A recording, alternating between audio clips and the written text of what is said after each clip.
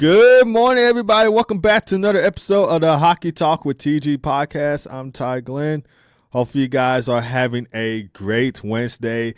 Got a lot to cover, so without further ado, we are going to go ahead and get started. So Connor McDavid had 3 points of the night as the Oilers win 5-2 over the Ottawa Senators. So he had 2 goals and assists.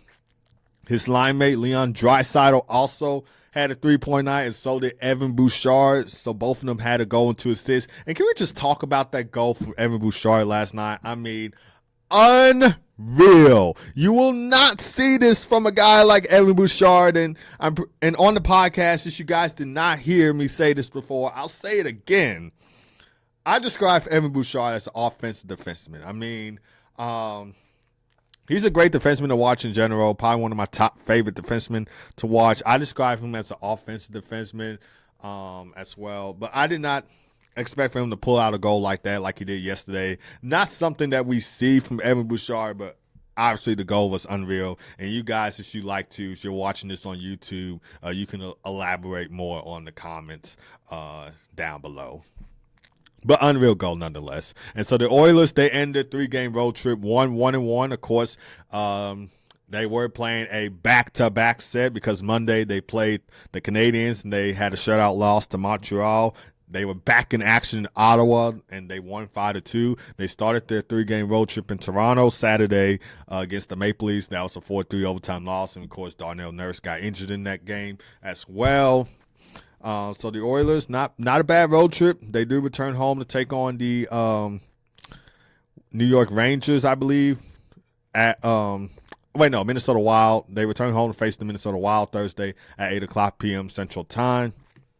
And the Oilers overall, they moved to 10-8-2 of the season. Ryan Nugent-Hopkins, he also scored in the win.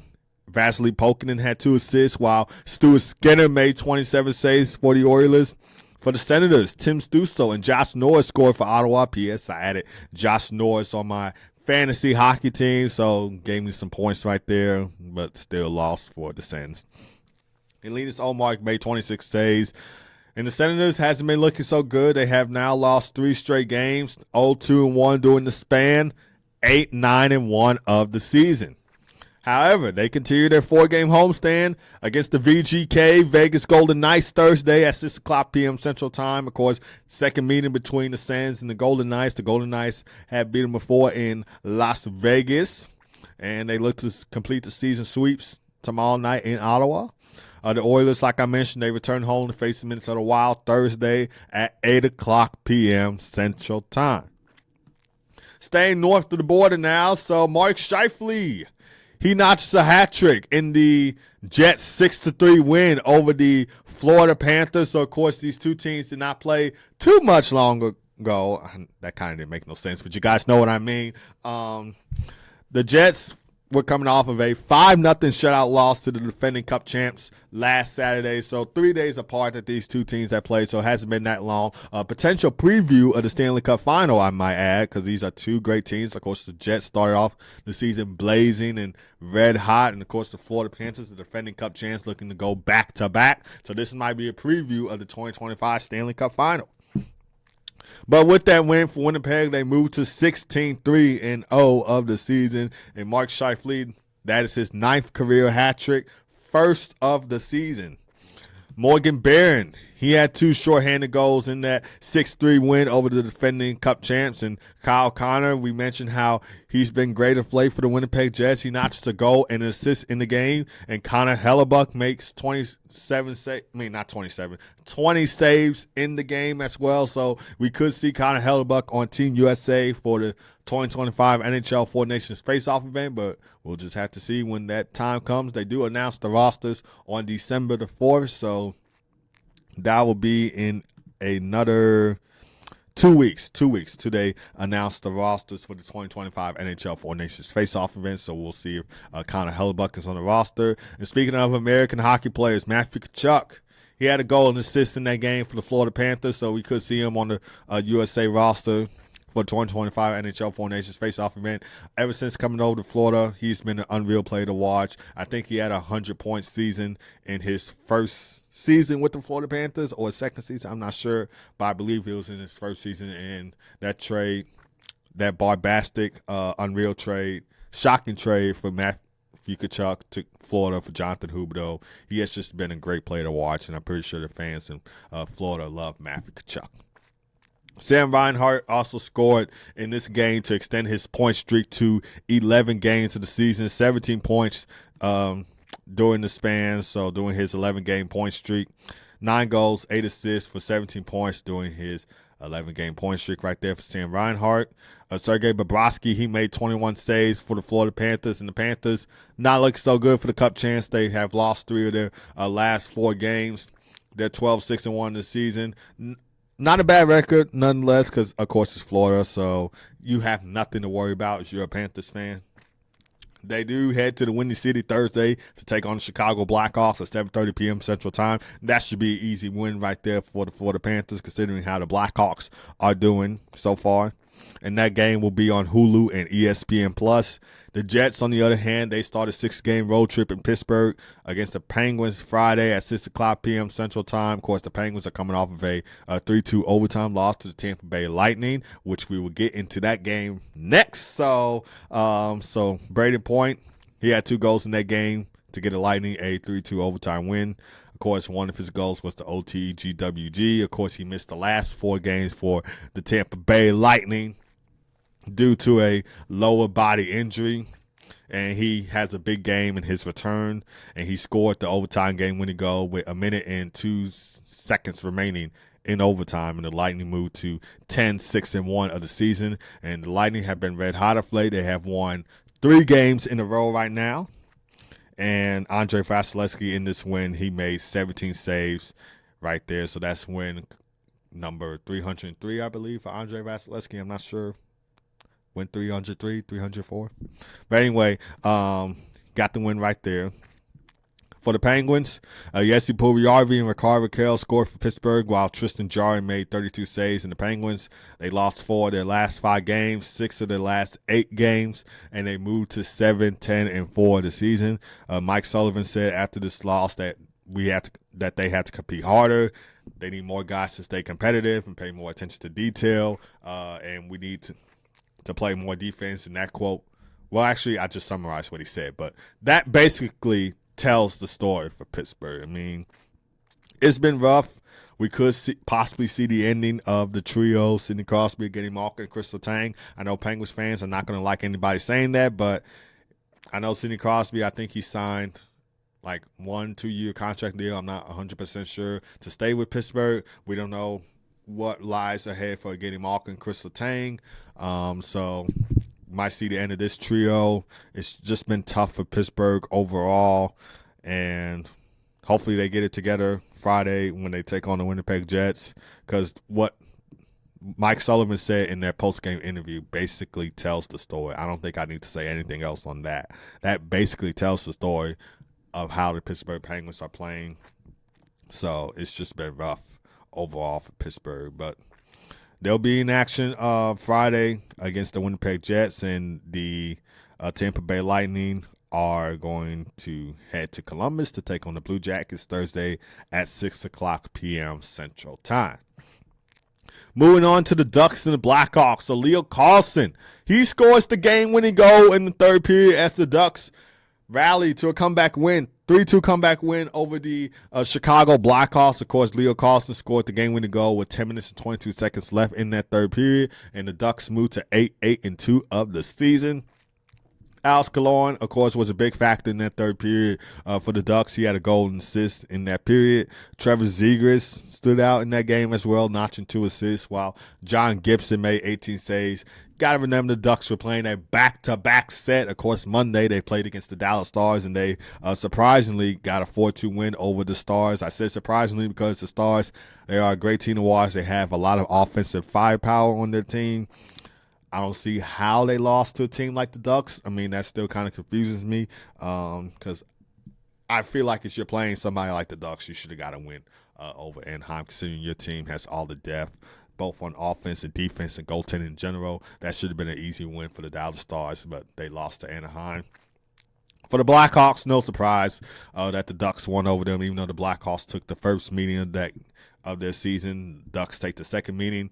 Both of these teams are, of course, in rebuild mode, so have younger players trying to step up for the team. Obviously, Leo Carlson stepped up right there. Of course, he was drafted second overall in that 2023 NHL draft behind Connor Bedard, who, of course, was drafted first overall to the Chicago Blackhawks. So, like I said, Ducks playing back-to-back set, won 4-2 against the Stars on Monday. They win 3-2 here, and they're back at home Friday against the Buffalo Sabres. For the Blackhawks, Jason Dickinson scored twice, and Connor Bedard had 2 assists, so that line absolutely popped off in that game. Arvid Soderblom, I felt like he had a great game. He made 21 saves for the Blackhawks.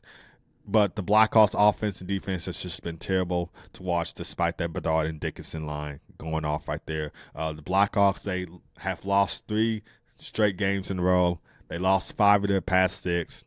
They're 6-12-1 in the season. And as a Blackhawks fan, I hate to see that this is the way that they're at. I thought we were going to be slightly better than last season, because obviously last season was, of course, a terrible start. We're having another terrible start to this season as well. Of course, they're not going to be a playoff team, but since the additions came in, like we added Tyler Bertuzzi, we added Alex Martinez, we added Lauren Boussois, who hopefully returns, because I feel like our goaltending can be a little bit more better once Boussois returns. So we added some key players in free agency to past off season. And it just feels like we keep getting worse and worse and worse. I don't know why, but that's from what I see in my perspective. Peter Mrazek, he was scratched from this game due to personal reasons. So Drew Commesso was recalled from Rockford to AHL. He was the backup goalie. He has not played an NHL game yet, but hoping to see him in the NHL playing the games soon. All right, so after this loss, I said the Blackhawks needed a coaching change off air, and the reason why for a coaching change is because Luke Richardson isn't doing nothing with this team. He's not being hard on this team. And for somebody that doesn't like, well, let me just say this. I feel like you need to be hard on your players sometimes because it will help them improve better. Like, I don't know if you guys watched the movie Miracle or not, but Herb Brooks, he was making all the USA hockey players go up and down the ice, doing lots of drills in that movie, helping them to get better. Yes, the players were tired. Yes, some of them were vomiting and stuff. They were tired. They wanted to go home. But that drill helped them improve their game. And we need to see something like that from Luke Richardson, which we're not seeing like that. We need a John Tortorella is what I'm saying. But we're not seeing anything from Luke Richardson. He's not helping the team whatsoever. So we need a coaching change. And despite that reason, besides that reason, what I meant to say, excuse me if I'm getting my words mixed up. Besides that reason, another reason why we need a coaching change because of the lack of offensive consistency. So the Blackhawks are struggling to maintain momentum in their offense, even with talent like Connor Bedard leading the way. And they are limited to scoring chances. Like, they're not generating enough scoring chances on net, and Luke Richardson isn't, like, helping the team whatsoever. Another reason I said this off air, defensive instability. So, of course, Seth Jones is injured right now for the Blackhawks. So that kind of hurts as well. And we have poor defensive structure as well. And so that is a problem. And that relates to us blowing leads like the one against Anaheim last night and poor results and trends. So, of course, the team is now 6-12-1. We lost 5 of our last 6 games now. And these next 5 games are going to be tough, and the defense needs to stack up, and the results need to get better. What needs to change for the offense to improve? So we need a more aggressive offensive system because I believe we have a great offense. We really do, and I'm pretty sure a lot of you guys will disagree with me. But I believe we have a great offense. We have a solid offense. It might not be the best offense in the NHL, but it's solid. And we have a great top 6 as well. A great top 6, but they're not doing anything. And I know Nick Foligno's the team captain. I'm pretty sure he's said some of this stuff in the locker room, being the leader and all. This is what I would be saying. if I was like captain of the Blackhawks, I say that we need to step up. We need to improve in like big moments. We need to change our structure, the way we play, the way we do. Because I'm trying not to chirp anybody because I'm not much of a chirper myself. But I'm just saying we need to get better overall, both on offense and defense, because I believe we have a solid team. I believe this rebuild is going in a great place. I really do, as a Blackhawks fan. But it just needs to show itself. And it starts with a new coach, because I'm not seeing Luke Richardson do anything at all. So Kyle Davidson, he needs to get a new head coach, find a new head coach, find a John Tortorella, find a John Cooper, I would say Andrew Burnett, but the Predators are doing terrible. But we need a John Tortorella. We need a John Cooper. We need a Peter Laviolette. Like, we need a coach that can somewhat be hard on the guys and get them to do better overall. But until we do,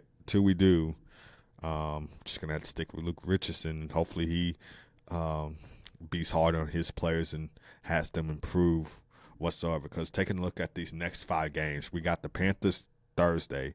Then Saturday we head to Philly to take on Mateev, Michikov, and the Flyers. And then Wednesday we got the Stars, who's already beaten us twice this season. And then we got the Wild next Friday, and then December 1st against the Blue Jackets. So it's going to be a tough next 5 games. And this offense needs to build. We need to get more scoring chances on net. We need to have a more defensive, reliable structure. We need more guys, like, cutting to the net.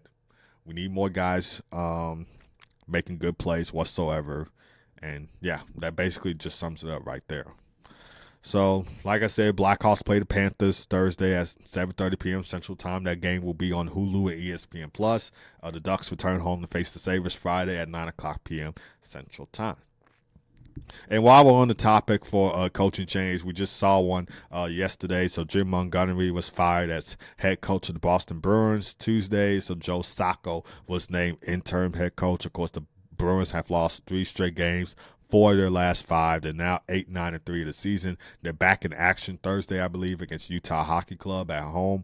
Utah Hockey Club has won against them so far this season, so they're looking to complete the season series sweep.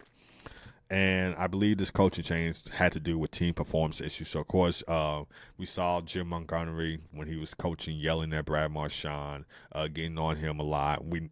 This is what Luke Richardson needs to bring to the Blackhawks, like yelling at his players, getting on them a lot so they can somewhat do better this season.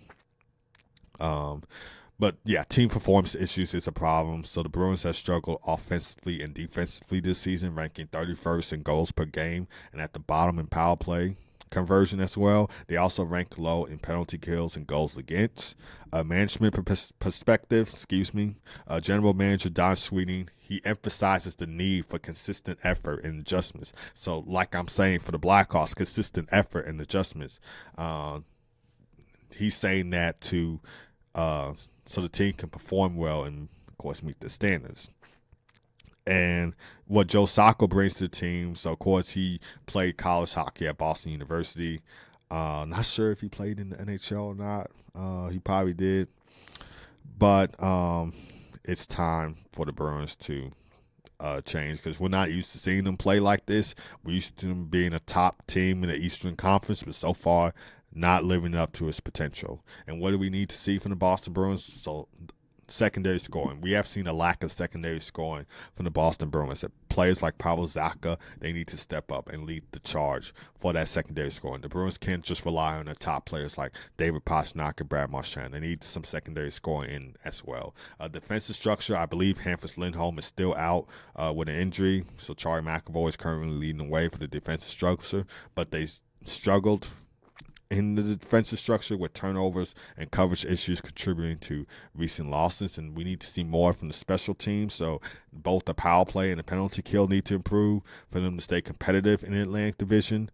And we're not seeing none of that. And I believe that's probably what Joe Sacco will bring to the table. He will likely focus this on those weak points that I just mentioned.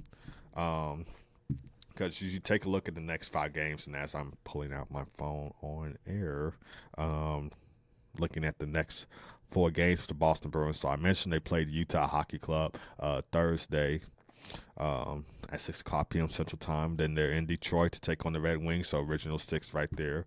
And then they face the Canucks, so 2011 Stanley Cup Final rematch. And then they got the Islanders and then the Penguins. So you're playing 2 good teams in those next 5 games. So the Red Wings, I believe, are solid and are a great team to watch. The Canucks are even the better team, even though they were coming off of a 4-3 loss at home against the Rangers yesterday. I believe they're still a great team, one of the top teams in the West. So it's going to be tough for Boston, but they're going to need to rack up some wins because obviously this has been pathetic to watch them play the way that they're playing these last couple of games. All right, so NHL games on the slate for today. So there's only 5 games on the slate. We got the VGK Vegas Golden Knights taking on the Toronto Maple Leafs at 6:30 p.m. Central Time. Of course, no Auston Matthews in this game. He actually went to Germany to get some help from the doctors and stuff, according to what I saw on NHL Network last night. So he's in Germany getting reevaluated. Hopefully we see him back in the lineup soon for Toronto. Obviously a key player for the Toronto Maple Leafs, so it's tough to see him not playing these last couple of games. And then after that, we got the Carolina Hurricanes taking on the Philadelphia Flyers at 6:30 p.m. Central Time. So first of a TNT doubleheader. This will air not only on TNT, but True TV and HBO Max as well. And then we got the San Jose Sharks taking on the Dallas Stars at 7 o'clock p.m. Central Time. And then we got the Nashville Predators taking on the Seattle Kraken at 9 o'clock p.m. Central Time. Second game of a TNT doubleheader. Of course, the Kraken are looking to close out their homestand on a good note with a win over Nashville. Of course, the Predators, mentioned on this podcast before, how they've been struggling, how they need to find that consistency effort. Hope to bring it in this game against Seattle. This will air on TNT, True TV, HBO Max. And then the final game of the night will feature the Buffalo Sabres taking on the LA Kings. Of course, the Kings have won already against the Sabres in this season. I believe Anze Kopitar had a hat trick in that game in Buffalo as well. So the Kings, of course, looking to complete the season series sweeps. Buffalo looks to even the series 1-1. And before we end the podcast, just want to touch on Alex Ovechkin's injury because obviously he's injured right now for the Capitals. He scored 2 goals in that Capitals 6-2 win over Utah, but he got injured during the game. He is out with a lower body injury. He will be out week to week with that lower body injury. He currently leads the NHL with 15 goals, I believe. He is 28 goals, 27 goals away from passing the record. At least 27 to 28 goals away from passing the record. So hopefully we get to see him back soon. Obviously, still going strong at age 39, playing like his prime self.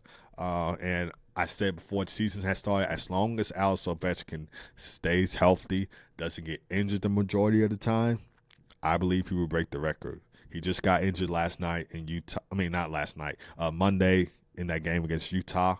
But he's going to be out with a week-to-week lower body injury. Hope to see him back in the lineup soon. Of course, obviously playing some great chemistry with Dylan Strome and Alexei Prolis on that first line for Washington. So hopefully we get to see more of that with Alex Ovechkin returning back. But as for right now, I don't think it's a big issue because obviously it was the same thing with Braden Point. He got injured, came back and won, but I'm not comparing him to Alex Ovechkin because that's not even a comparison, but I'm just saying top players like that. So, and of course, like I mentioned, Auston Matthews being out for the Toronto Maple Leafs. Obviously, Auston Matthews and Alex Ovechkin are 2 of the best goal scorers in the league, and hopefully we get to see them both back in the lineup for their respective teams soon. All right, guys, so that is going to do it for this episode of Hockey Talk with TG Podcast. So thank you guys for tuning in as always. Really do appreciate it. Hope to see you, see you guys Friday for another episode of the Hockey Talk with TG Podcast. God first as always, be blessed, and I'll see you guys Friday for another episode of the Hockey Talk with TG Podcast. Take care.